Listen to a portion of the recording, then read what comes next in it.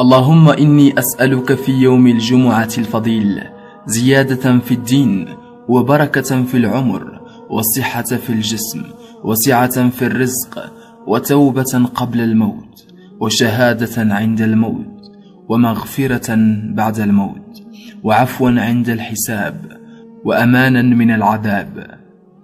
أسأل الله العظيم أن يحصنك بالقرآن، ويبعد عنك الشيطان، وييسر لك من الأعمال ما يقربك إليه، وأن يصب عليك من نفحات الإيمان وعافية الأبدان ورضا الرحمن، ويجعل لقيانا في أعالي الجنان.